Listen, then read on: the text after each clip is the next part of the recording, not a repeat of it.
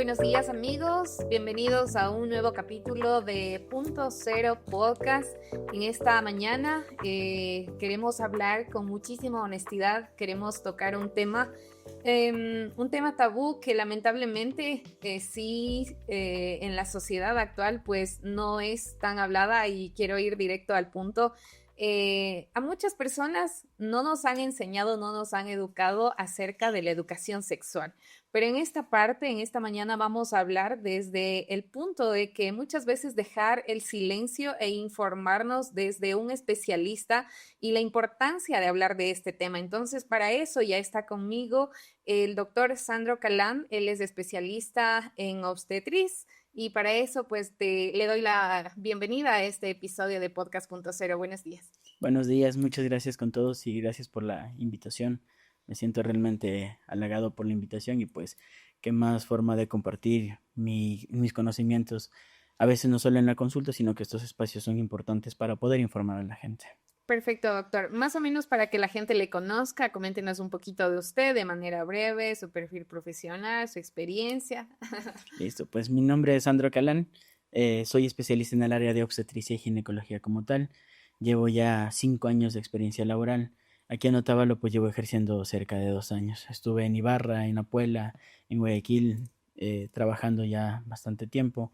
Incluso desde mi época de estudiante pues tuve la oportunidad de estar en consulta y eso ha conformado en mí pues una gran trayectoria laboral y experiencia, sobre todo para poder manejar a los pacientes y entender que cada paciente es diferente y cada paciente es un mundo totalmente distinto y que no todo el medicamento, no todos los tratamientos para un paciente van a ser los mismos. Perfecto.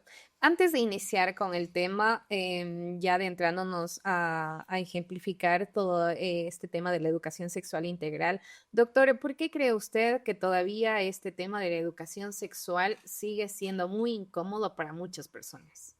Ya, mira, actualmente el tema de salud sexual abarca muchas cosas, pero enfocándonos en el punto fuerte de lo que es salud sexual, que es la planificación familiar o los anticonceptivos, va a depender de cada zona el tabú o digamos la forma en la que se ve este punto.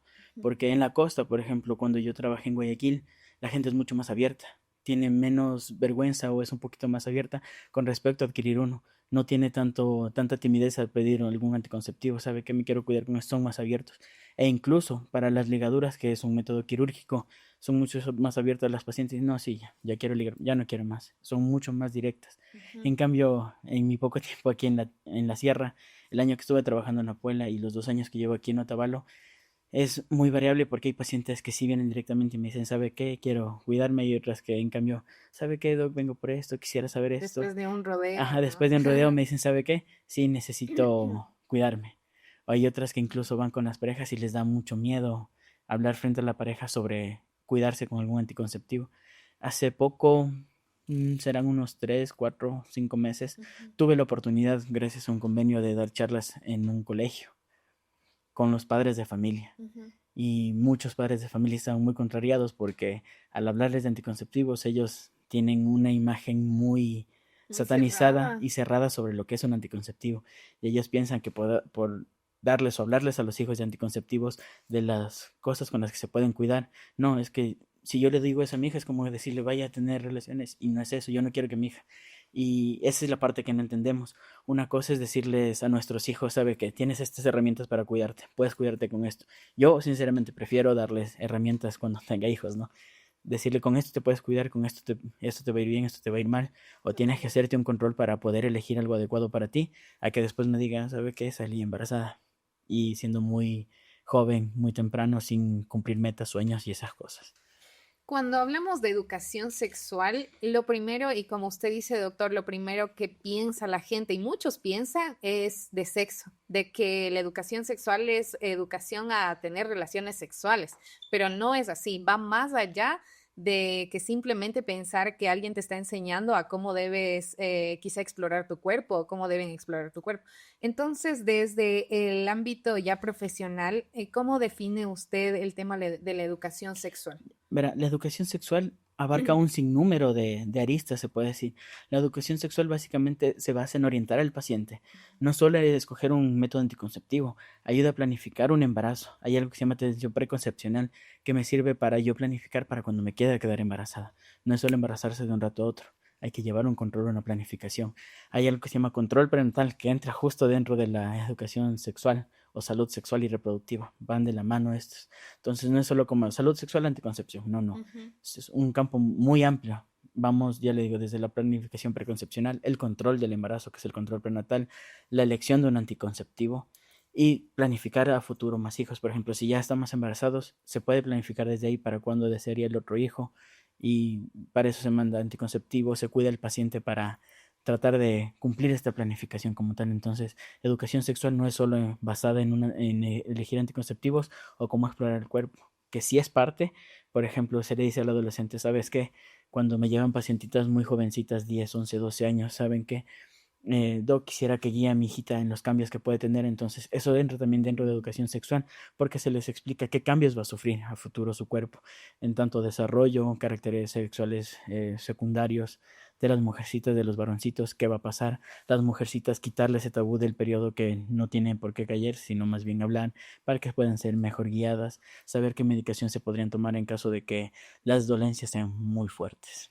Ya, y precisamente en este caso también hablando, por ejemplo, de que la educación sexual es aprender a saber tomar decisiones en el momento adecuado y también de aprender a poner límites, a tener, a saber que existe el derecho de decir no y a saber aceptar que mi cuerpo se va formando en el tiempo que es. Y por ejemplo, esto ocurre mucho en los adolescentes o quizá en los niños. ¿Desde qué edad es la edad adecuada para ya empezar a hablarles de este tema de educación sexual? Ya, la educación sexual en los niños casi siempre está presente, solo que es muy imperceptible. Ujú. Porque cuando yo le digo a mi hijo pequeño de 5 6 7 años, nadie te tiene que tocar de aquí, solo tú tienes que hacer, es una parte de educación sexual preventiva para evitar que alguien externo o incluso del núcleo familiar quiera abusar. Entonces desde ahí parte la educación sexual. Hablarle ya de temas como tal una planificación o cuidados o herramientas con las que se podrían cuidar o qué es lo que podríamos hacer, Ujú. es a partir de los 10 11 12 añitos en adelante, se puede hablar ya un poquito más sin restricciones, porque hoy en día los niños están mucho más informados, tienen información más al alcance de la mano, si bien es cierto, un niño de 5 6 7 8 años no va a saber explícitamente de qué se está hablando, pero tiene ya una duda. Entonces, a partir de los 10 11 años en adelante, ya sería una edad propicia porque se le empieza a crear uso de razón al niño, porque ya tiene información con anterioridad, pero con eso se va formando un carácter o una línea mucho más marcada. Pero ya le digo, la educación sexual desde pequeños está marcada cuando se les da ciertas indicaciones, desde ahí parte. Precisamente, y lo que decía doctor acerca de esta experiencia que usted ha tenido de poder ir y visitar y dar esta conferencia, esta charla a estudiantes, adolescentes, y ahí es cuando vio la reacción de los papitos, ¿no? Entonces, piensan, y es mucho lo que muchas personas piensan, que hablar de educación sexual es incitarles a que tengan relaciones sexuales antes de tiempo. ¿Eso es verdad o es mentira? Sí, realmente eso es lo que me pasó justo. No voy a nombrar la unidad educativa, pero estuve en un auditorio solo con los papitos, sin los adolescentes. Estuvimos solo con los papás. Y se presentaron todos esos inconvenientes, dos, tres papitos saltaron y nos dijeron, pero no, es que si yo le digo esto a mi hija, es como yo incitarle, es como si le vaya a tener relaciones. Digo, no, señor, no le estoy diciendo que haga eso. Le estoy diciendo que le dé las herramientas con las que se puede cuidar. Si su hija tiene o no, es decisión de ella más adelante. Pero usted tampoco la puede forzar o la puede obligar a que no tenga nunca. Sobre Tiene que ser. todo considerando de que es un proceso, es algo que va a suceder y quizá nunca se van a enterar, ¿no? En el momento que ocurrió. Entonces son cosas, como digo, hasta ahora es un tema tabú que es muy difícil hacer entender, pero entonces no tiene nada que ver el hecho de darles educación sexual en el tiempo que es con el fin de que puedan ya descubrir o empezar sus relaciones sexuales. Eso no tiene nada que ver. No, no tienen en absoluto nada que ver. Más bien, lo que se hace con la educación sexual es una forma preventiva y ayudar con el conocimiento, con el desarrollo de la formación de este adolescente o de esta persona para que tenga conocimiento, noción de lo que tiene que hacer más adelante. No se le está diciendo vaya o no se le está incitando en este momento. que sí, en algún punto es inevitable que esto suceda porque va a pasar y muchas veces los papás nunca se enteran, pero por esa misma desinformación o por ese mismo tabú, porque estamos tan cerrados a abrirnos a esta información, a poder hablar con nuestros hijos de forma abierta, siendo directos y con confianza, es que suceden muchas cosas y por eso en Ecuador hubo un tiempo en que el índice de embarazo adolescente estaba muy elevado, porque pese a que teníamos las herramientas, pese a que tenían accesibilidad, porque en el Ministerio de Salud Pública hay accesibilidad, o sea, pueden ir de forma gratuita, ya no desean ir a un privado porque son adolescentes, no tienen dinero, pueden ir al Ministerio de Salud Pública y ellos ahí tienen una gama amplia de anticonceptivos que son gratuitos y que les pueden otorgar sin ningún inconveniente. Aunque hay un poquito de recelo porque al nivel del ministerio, si no va con acompañante al ser menor de edad, a veces hay ocasiones en que centros de salud sí dicen como que No. no. En mi caso, cuando yo estuve haciendo la rural, pues entendía y soy mucho más empático porque en algún punto fui adolescente, pero gracias a Dios, pues mis papás fueron siempre directos conmigo. Entonces yo sé que en otros lugares no es eso. Es mucho más cohibido, es mucho más cerrado, es mucho más agresiva la forma en que se trata. Entonces los jóvenes, los adolescentes no tienen esa confianza y más bien tienen miedo de decir, de preguntar. Entonces buscan otras formas. Entonces el personal de salud no solo está como para tratar enfermedades, también está para prevenir y escuchar. Y es parte de nuestra formación. Los médicos antiguos sí son un poquito más cerrados y es como que esto y esto. Pero nosotros los jóvenes, conforme nos han ido formando y conforme vamos adquiriendo experiencia, somos un poquito más empáticos y tratamos de entender. Entonces no me puedo cerrar esa posibilidad, tampoco le puedo cerrar la información al paciente, al joven que está buscando mi ayuda, que es por algo. Precisamente muchas personas dicen, ocurrió esto porque me daba vergüenza hablar acerca de este tema o preguntar en casa a mis papás, a mi familia, pero ¿qué consecuencias puede traer esto de que por vergüenza o por miedo yo no hablé y a la final nunca tuve esta educación sexual? Ya, tiene varias aristas de consecuencias. La principal y la que estuvo más marcada y hoy en día me parece que ha disminuido un poco, pero sigue estando presente, es el embarazo adolescente o el embarazo no deseado. Es que a mí no me hablaron, entonces no sabía y ya salí embarazada. ¿Y que desencadena este embarazo no deseado? En que la paciente o continúa con el embarazo y frustra sus sueños porque ya no puede seguir estudiando. Hay papitos que dicen, no, ya tuviste tu hijo, es tu responsabilidad y verás qué hacer. Y hasta ahí se acaba el estudio, se acaba la ayuda y todo. Y se frustra. La otra es, hay otros papitos que sí siguen ayudando y sabe que yo me hago cargo, trato de ayudarte, pero hay siempre conflicto en casa, en cambio, siempre va a traer consecuencias. Y la otra que a veces sí he escuchado y me ha tocado ver es que sabe que no quiero y van donde gente inescrupulosa que no tiene ética realmente y sin prescripción, sin saber nada de ciencia cierta, pues hacen que interrumpan el embarazo, les hacen legrado, les dan medicación y eso puede antes sí se veía, sé que se complicaban mucho las pacientes por esto. Hoy en día es un poquito más controlado, pero siguen las pacientes haciendo ese tipo de situaciones, pero sin una información adecuada, pensando que esto es un método seguro que siempre van a poder hacer y no es lo correcto. También en esta parte, hablando del tema de embarazo y justamente ni siquiera en el tema netamente de adolescentes, incluso en nuestra adultez todavía tenemos dudas, todavía carecemos de información, todavía tenemos a veces esta mentalidad o quizá ese pensamiento reservado de no, prefiero no decirlo. Pero, y ahí es lo que ocurre mucho en las mujercitas, de que dice, yo no sabía que podía quedar embarazada por esto y mucho quizá por el tema de métodos anticonceptivos. Entonces, ¿cuáles son los errores o las preguntas más frecuentes o los errores más frecuentes que usted recibe como médico de tanto adolescentes y adultas en el tema de embarazo? Ya, uno de los puntos que yo he visto que siempre se repite y que parece que ya había quedado en el atrás, pues no. Es, por ejemplo, no, yo tuve mi primera relación y yo pensé que no iba a estar embarazada, no iba a quedar. Y me han llegado muchos casos de, no es que nunca me informaron, yo pensé que con una sola vez no iba a pasar. Yo Uy, dije, eso me enseñaron en la universidad, ya no creo que lo vea, pero sin claro. embargo se sigue viendo. ¿Por qué? Porque la gente no está bien informada, los padres no tienen esa confianza de abrirse con sus Ujú. hijos para decir esto.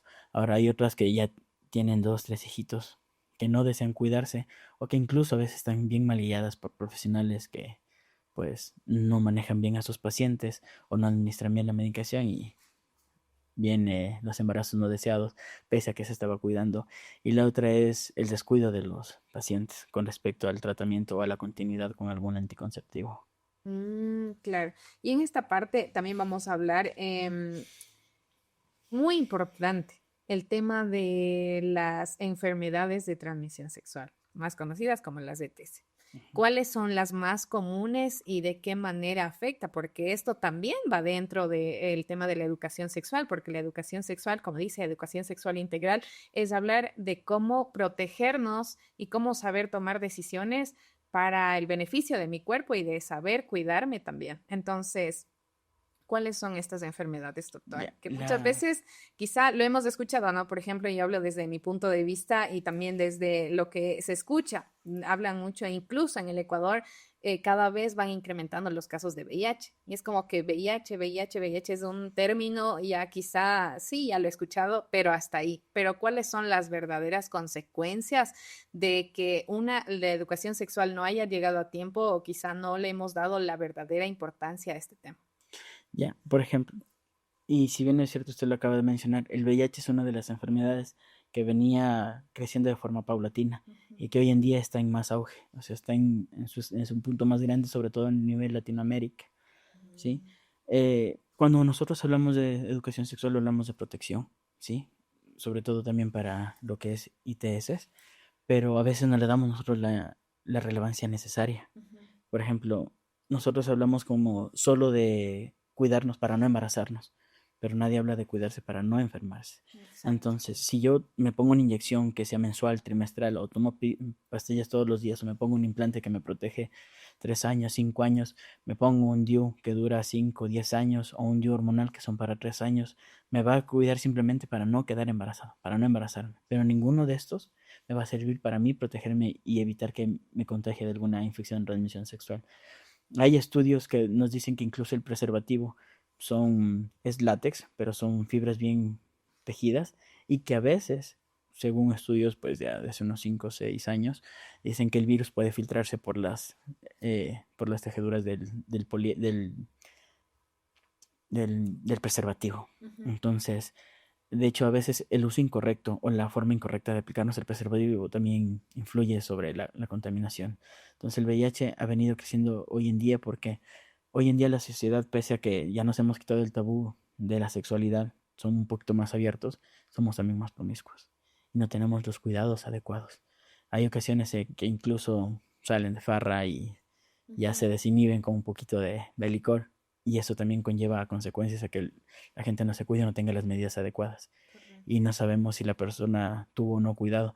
Quizás esta persona no tiene la culpa, quizás alguna pareja anterior de ella la contaminó y ella no sabe, porque el virus o cualquier enfermedad que entra a mi cuerpo como virus va a ir desencadenándose de a poco, no es que se presenta de un rato a otro. Todo virus va a tener su tiempo en el que se presenta y en ese tiempo puede contaminar a alguien más. El VIH es uno de los más peligrosos.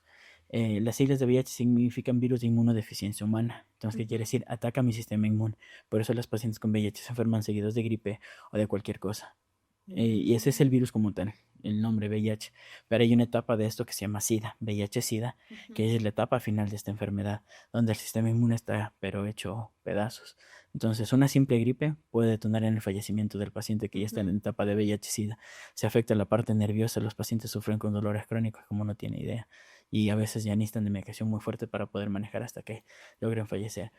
Pero hoy en día, sin embargo, el VIH antes era un tabú, que todo el mundo decía, se va a morir porque se va a No morir. creo, ese tema mejor no lo hablo porque es muy peligroso, a mí no me ha de dar, es por lo general esos pensamientos cerrados, ¿no? Y como digo, a veces lo ven a lo lejos, algo como un ejemplo medio hipotético, por ejemplo, cuando hubo este tema, llegó la pandemia COVID. del COVID, decíamos, inició un caso en China. Acá no ha de llegar. Y muchas veces tenemos esa mentalidad cerrada de que es VIH, no, ya sí me estoy cuidando para no quedar embarazada. Y como dice ahí, la gran importancia de saber diferenciar cuáles son los métodos anticonceptivos o cuál es mi manera de protegerme y cuidarme, pero para no quedar embarazada, para no Exactamente. tener un embarazo no deseado.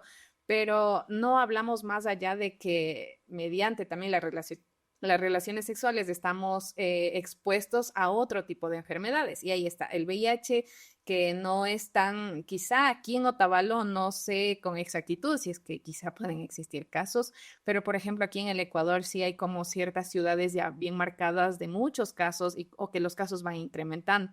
Pero doctor, aparte del VIH, ¿cuáles son las enfermedades más comunes también que muchas veces no son tan tomadas en cuenta, pero son producidas por este tema? Ya. Otra de las enfermedades que hoy en día también está cogiendo un poquito más de fuerza es el virus de papiloma humano, ¿sí?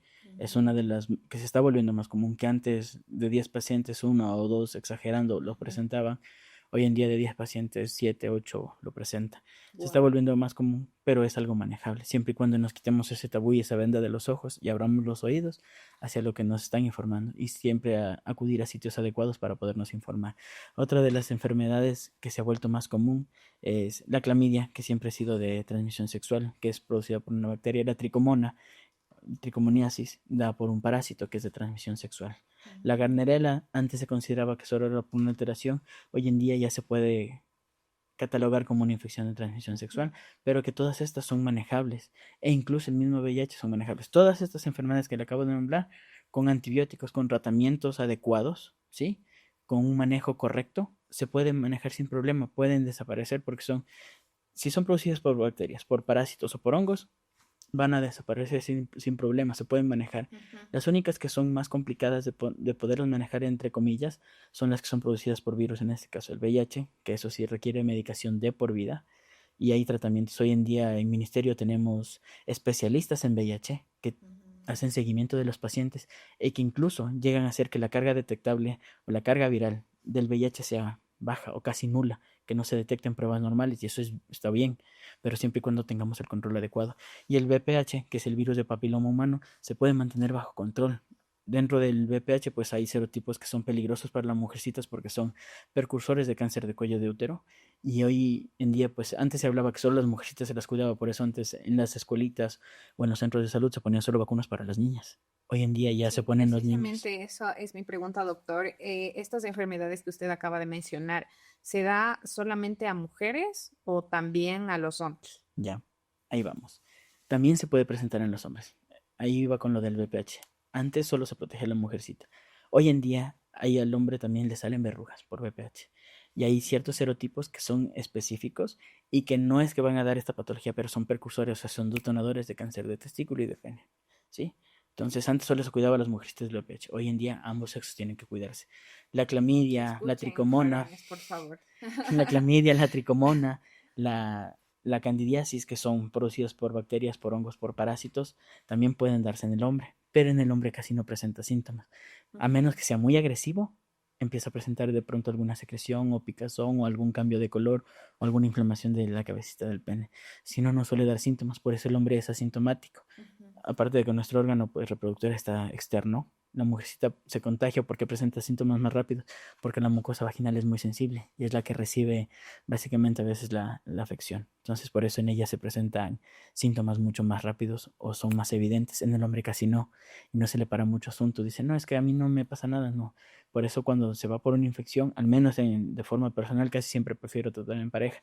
¿Por qué? Porque ya se cura la paciente, pero si yo no le mando nada a la pareja, después de 2 o 3 meses volverá y dice, ¿sabe qué? Sí, Volvió la sí, sí. infección, estoy así. Entonces, si yo no trato a la pareja, va a volver la infección. Y no es porque esté mal, simplemente necesito yo tratar a los dos. La uretra, al ser más larga, no produce mucha afección en el hombre. Entonces, tiene menos chance de contagiarse. Y de forma tópica, como estamos por fuera, pasa húmedo a veces, uno dice, solo ya, no le para mucho asunto.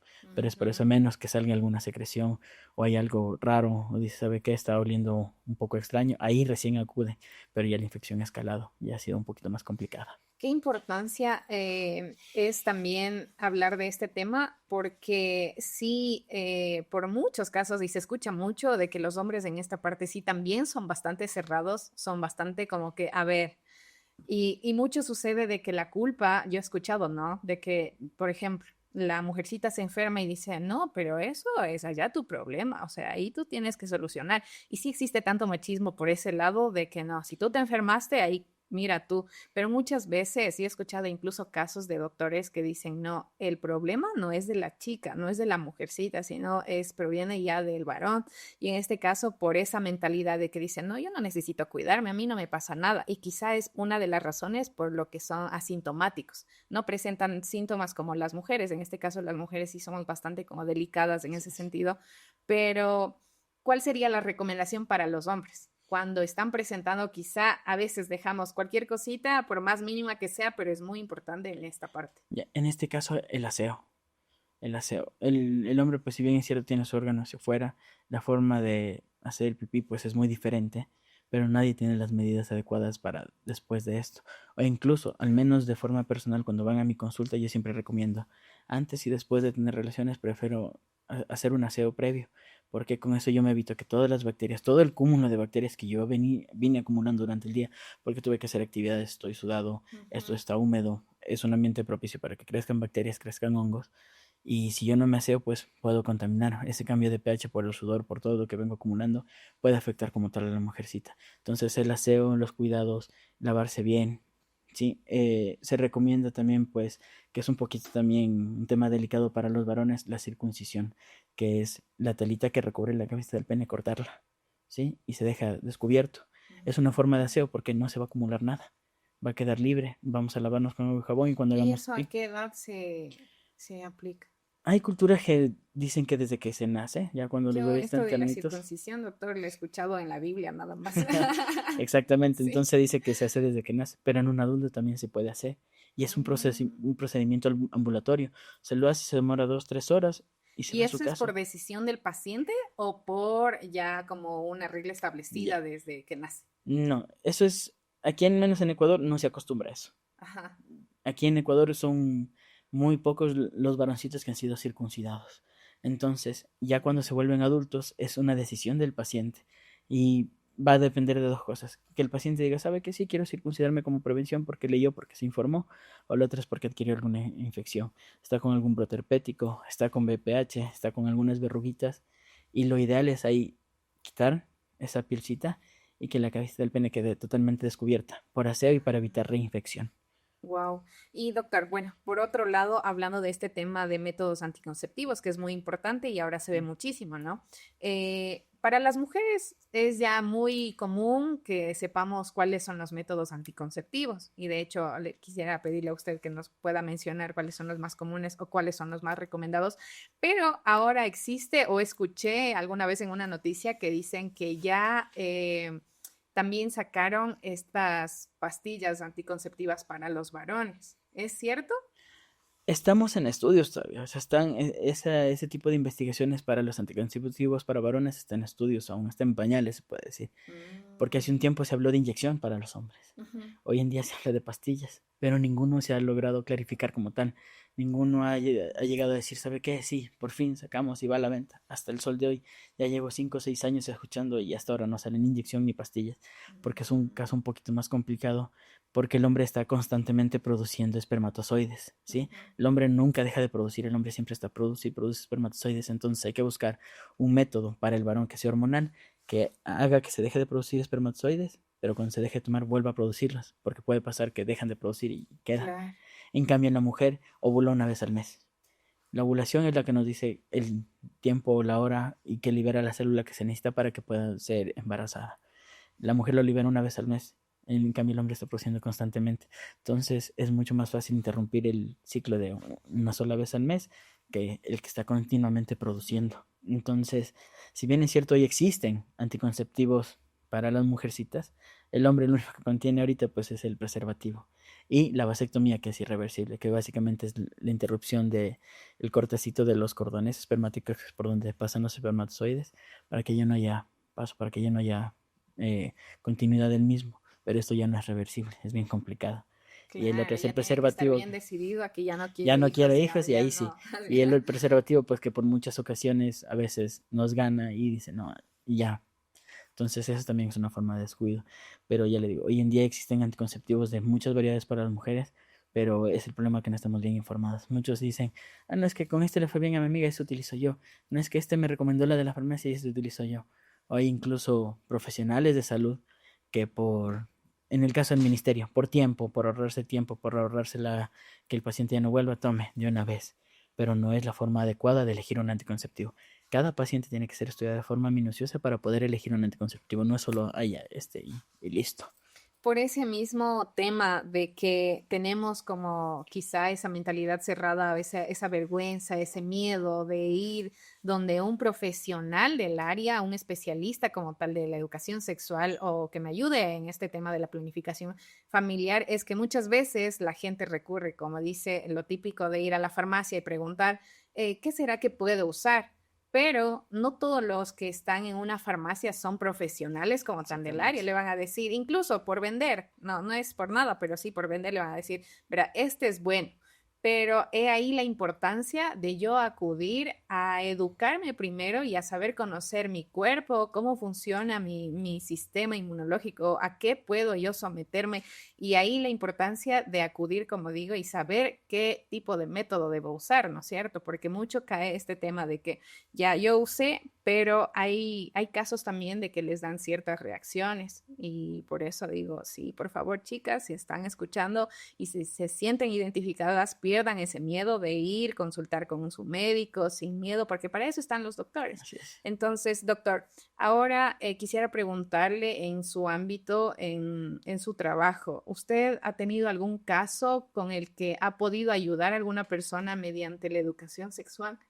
Claro, cuando estuve haciendo la rol, pues traté de impulsar bastante lo que fue la educación sexual, sobre todo en adolescentes. Cuando yo llegué, teníamos un índice alto en la Puebla de embarazo adolescente. Cuando llegué yo, me tocó atender a algunas pacientes embarazadas que eran adolescentes y trataba de buscar la forma en que tomen anticonceptivos. Les daba vergüenza tomarse pastillas, ok, colóquese inyección, no es que me da vergüenza, póngase el implante. Hice todo lo posible junto con el líder que tenía en ese entonces del centro de salud para pedir implantes, la medicación que yo necesitaba para poder guiar. Y disminuyó un poco, sí, ahora no sé cómo estará porque ya son casi 2 años que yo salí de ahí, pero ya en la vida privada sí. De hecho, hay muchas pacientes que van y dicen, lo que pasa es que, ¿sabe qué? Me tomé esto, me puse esto y no atino con qué. Y de hecho, a veces ni siquiera es culpa del paciente. ¿Sabe por qué? Porque acuden a ministerio, porque no tienen el dinero, la solvencia económica de acudir a un privado. Claro. Entonces van al ministerio y en el ministerio que dice, ya, póngase esto, hagas esto. Y si le hace mal, bueno, ya veremos. Y el ministerio también se limita mucho con la medicación. Ellos tienen inyección trimestral, inyección mensual, tienen el microginón, que es una mezcla de etinilestradiol y levonorgestrel, y tienen a veces el implante y a veces el DIU, no siempre. Estos dos últimos, el implante y el DIU, son a veces, cuando hay. Los tres primeros casi siempre tienen. Pero no siempre estos tres son el adecuado para el paciente, no siempre son el correcto. Hay pacientes que de pronto necesitarán otro compuesto para que no cause esta reacción. Hoy en día no todos los anticonceptivos, al menos por vía oral, tienen la misma combinación. E incluso en inyectables, los que son mes a mes, cada marca, cada casa comercial, cada casa farmacéutica tiene sus componentes, que hay muchos que se parecen. Si por ejemplo la mesigina, que es la más antigua, la más conocida, y el original, tiene el mismo compuesto que el que tienen en el ministerio, que se llama Soluna 5. Tienen el mismo compuesto, solo que son de casas comerciales distintas. Y bueno, la calidad del medicamento sí es totalmente distinta. Desde que yo estoy en la vida privada, me di cuenta que la calidad del medicamento, la marca, sobre todo el medicamento para tratamiento, importa muchísimo. Importa demasiado. Wow, qué importante. Sobre todo porque sí ocurre mucho de que menciona, no, solamente es la marca, pero al final cumple con el mismo propósito, con la misma función, pero no. Estamos aclarando de que sí tiene que ver mucho, cada marca es diferente, cada compuesto es diferente y cada funcionalidad también es diferente. Y por ejemplo, entonces, doctor, ¿usted recomendaría o no estos medicamentos que nos proporciona el Ministerio de Salud Pública? No le digo que en su mayoría sean malos, pero a veces sí toca ajustarse un poquito el cinturón y tratar de hacer ese gasto por fuera. Porque en experiencia propia, a veces cuando estaba en la rural y uno es ser humano, tiende a griparse, tiende a enfermarse. Yo me podía tomar 2, 3 paracetamoles de los que nos daban en el ministerio porque eso es lo que había y no surtía efecto. Teníamos que ir a comprar a la farmacia y, por ejemplo, un Analgan, que es paracetamol de 1 gramo, que es de una marca fuerte aquí en Ecuador, desde una casa comercial muy buena, era instantáneo el alivio. Wow. De forma personal, al menos con la medicación que he probado, cuando es genérico, que es lo que generalmente nos dan en el ministerio, porque es para eso lo que le alcanza, entonces es entendible, pero no siempre surte efecto. Entonces, los anticonceptivos, al menos lo que yo pude ver cuando estuve en la rural, Microgynon es muy bueno, es de Bayer, o sea, es una marca alemana que es muy buena. Soluna, Solu-3, que son anticonceptivos inyectables, también son muy buenas. El implante mismo que dan en el ministerio es el mismo que se puede conseguir por fuera. Entonces, en este tipo de cosas no varía mucho, pero en el resto de medicaciones sí. Pero, por ejemplo, hay muchas pacientes que no toleran el levonorgestrel, que es uno de los compuestos del microgynon, no lo toleran Ujú. porque son muy sensibles a este compuesto. Entonces hay que buscar uno que no sea tan sensible al paciente y que le surta efecto. Entonces, en el ministerio, por ejemplo, no hay esto. Hay un sinnúmero de combinaciones. Las más comunes que se pueden manejar en consulta son el Genogest dietinilestradiol, el acetato de ciproterona y etinilestradiol, o la driosperinona y etinilestradiol, que son las más comunes que se utilizan por fuera. Pero Ojo que estas son las más comunes y las más recomendadas, pero no precisamente hablando desde mi comportamiento, desde mi cuerpo, lo que mi cuerpo puede en este caso aguantar, ¿no? así es. Entonces, la recomendación, todas estas recomendaciones que nos da el doctor son muy buenas. De hecho, para las personas deben haber personitas que sí se identifican, mujercitas sobre todo, porque sí somos las que más padecemos de enfermedades, las que más sufrimos en este caso. Por lo general, los hombres es como que, bueno, ahí mira nomás, o ya ten tus $20 y ve a comprar o ve al médico, pero no es Así es, así. no. Entonces, por favor, acudir a un especialista sin miedo, sin tabú, sin el miedo a qué dirán, porque a la final, como saben decir, el qué dirán no me va a salvar cuando yo me Así es. enferme. Entonces, la importancia de acudir a un médico, de saber prevenir antes de ahora. Es mejor prevenir que lamentar. Doctor, en esta parte nuevamente regresamos al punto. Esta información es muy importante ya para las mujercitas que se cuidan y sobre todo tienen muy claro este tema de la planificación familiar.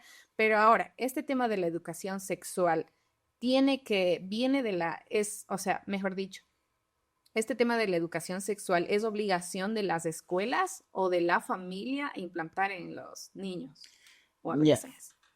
esta es una responsabilidad compartida realmente.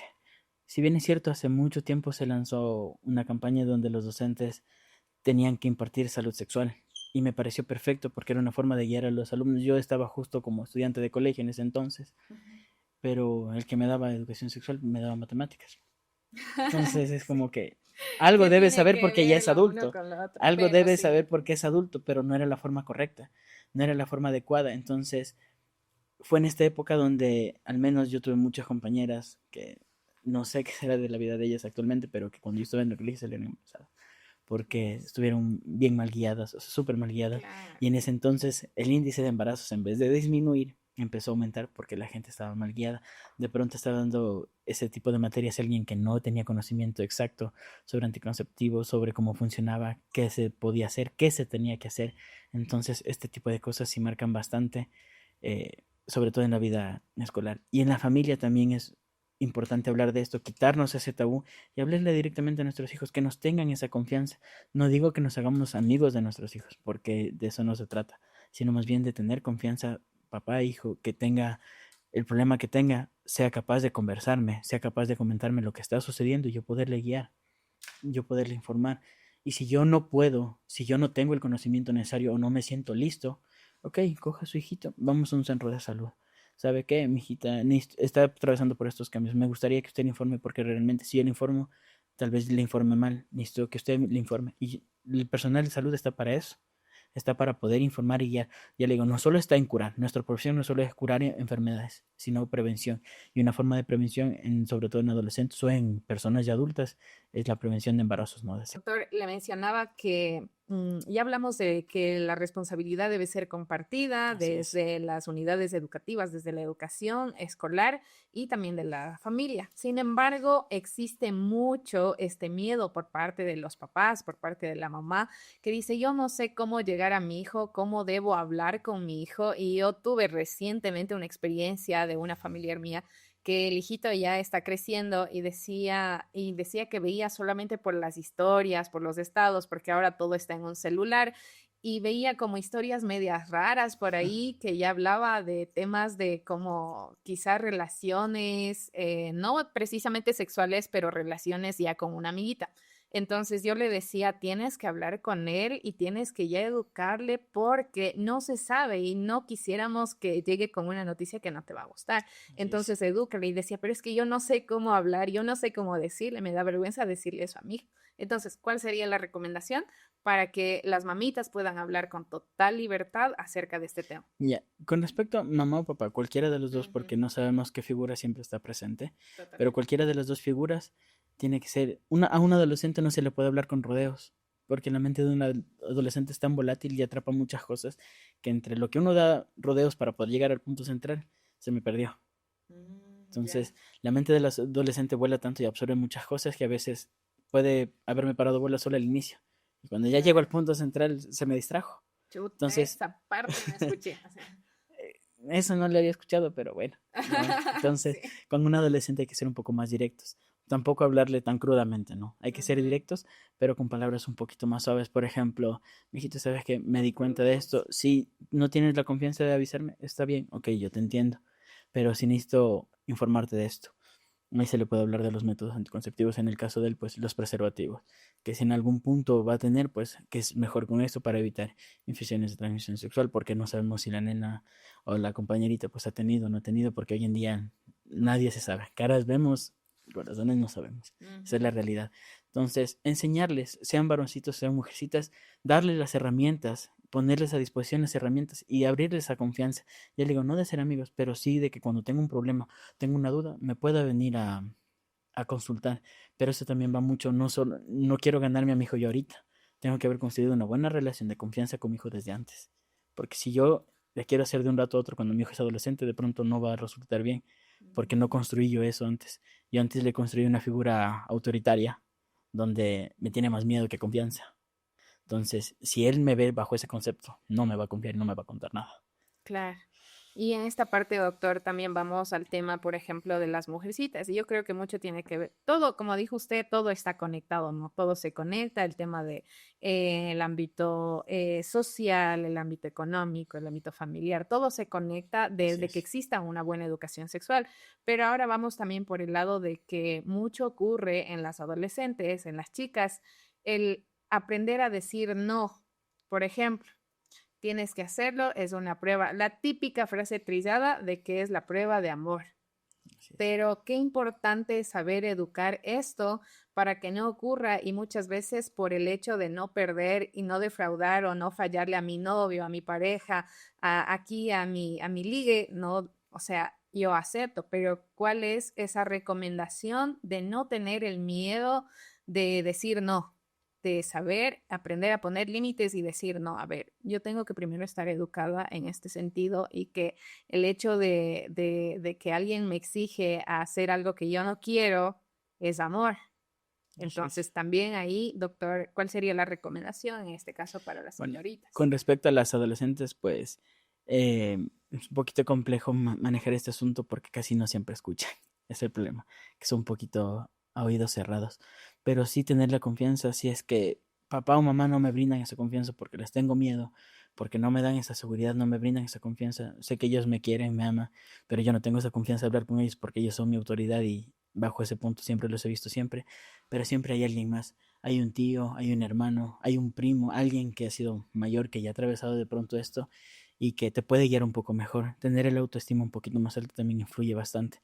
Cuando las adolescentes sobre todo tienen un poquito de autoestima baja, tienden a tener miedo a perder esto o a fallar o a no sentirse valoradas por no acceder. Ujú. Entonces, ten la confianza de hablar con quien tú tengas un poquito más de empatía o sientes un poquito más de conexión para poderte desahogar. Nunca lo hagas o lo sueltes así de buenas a primeras, a menos que tú ya estés informada y digas, ¿sabes qué? Quiero acceder bajo estas condiciones. Si quieren bien y si no también, pero también aprender a decir no, o sea, pararme en el no y si no quiero, no me siento en la confianza de decir no y si no quiere estar conmigo por eso, pues No chao, pasa es lo nada. mejor, no pasa nada. Ujú. Aún es muy No se pequeña, termina el aún es mundo. muy joven para yo poder decir, ay, se me va a acabar el mundo por eso, no. Tengo una vida muy grande por delante y muchos años, mucho tiempo, muchos sueños, metas, anhelos que tengo que cumplir antes que eso. Perfecto, doctor. Justamente entonces estamos ya llegando a la parte final de este podcast que me encantó muchísimo, sobre todo muy educativo y aprendiendo a quitarnos de la mentalidad esos pensamientos y esas típicas frases que muchas veces nos dicen, no, no, ese tema no, yo prefiero salir, hablen nomás o chuta, no, prefiero no. Entonces, qué importante es aprender la verdadera educación sexual integral, qué es lo que integra este tema de la educación sexual. No solamente el hecho de, ya ustedes lo saben, no solamente es impulsarles a que tengan relaciones sexuales, no, va más allá, el saber aprender a cuidarse, a saber tomar decisiones en el momento que es las decisiones adecuadas, el saber optar por las mejores condiciones, incluso de cómo puedo cuidarme en el tema de embarazos no deseados. Y precisamente el episodio anterior hablábamos de la autoestima real, que sí es una construcción, un desarrollo, un proceso, que eso ya debe, incluso parte mucho de la educación desde casa, pero también hablábamos del tema de los discursos emocionales, los discursos que muchas veces con una frase bonita, no, tranquilo, no, a ver, esto va a estar bien. Tienes que ser fuerte, tú tienes que aprender a escuchar, por ejemplo, lo que muchos dicen, pero va más allá de saber ponerlo en práctica. Entonces, doctor, le agradezco mucho por este tiempo, por sus conocimientos, sobre todo por habernos compartido todas estas metodologías, todos estos conocimientos que nosotros podemos aplicar para no caer en consecuencias que a largo plazo pues nos vamos a arrepentir. Finalmente, ¿cuál sería su mensaje para las personas que nos están escuchando? Bueno, pues primero gracias a todos ustedes por la invitación, por el espacio. Como le dije al inicio, pues es importante este tipo de espacios, ya que hay gente que quizás le da miedo ir a una consulta, pero a través de las pantallas no se va a educar al 100%, pero se puede guiar y va a coger un poquito más de confianza para poder acudir hacia el profesional de salud. Entonces, mi recomendación, pues, para todo el público que está viendo esto es quitarnos esa venda de los ojos, quitarnos ese tabú, abrir la mente. Podemos guardar nuestras costumbres, nuestras raíces, pero podemos seguir evolucionando. Puedo yo quedarme con mis costumbres, mis raíces, pero yo puedo seguir avanzando y nutriéndome mentalmente. Entonces yo no me tengo que cerrar a algo que de pronto me va a ayudar, me va a servir, con lo que yo puedo guiar a mis hijos, a los adolescentes, pues que de pronto vayan a ver esto. Pierdan ese miedo, quítense ese miedo y tengan la confianza de hablar con sus papás o con alguien mayor que los pueda guiar. Acudan a un centro de salud, puede ser público, puede ser privado, donde los puedan guiar, les puedan dar mejor información para evitar cometer errores. Nosotros, el personal de salud, pues estamos predispuestos e indicados para poderlos guiar en estas situaciones. Perfecto. Entonces, hablar de salud, de educación sexual, no es perder valores, no es perder principios, al contrario, es alimentarnos de mucho conocimiento, es evitar consecuencias que en algún momento me van a perjudicar a mi vida. Hablar de educación sexual no es hablar de sexo. Por favor, tengan muy presente eso y no, como dijo el doctor, no tengan miedo de acudir a un profesional de la salud para aprender más, incluso para saber evitar enfermedades, para saber evitar malos tratos, malas decisiones, porque en algún momento no quise escuchar o me tapé los ojos o simplemente ignoré un tema. Entonces, les agradezco muchísimo a todas las personas que nos han escuchado y han llegado hasta esta parte de este episodio. Les agradezco también, doctor, nuevamente por su presencia. Gracias por estar aquí y compartirnos sus conocimientos muy sólidos, que en esta parte yo también ya salgo con la terapia. Y bueno, ya le estaremos visitando en su consultorio. Listo. Muchísimas gracias. Muchas gracias a ustedes. Hasta luego.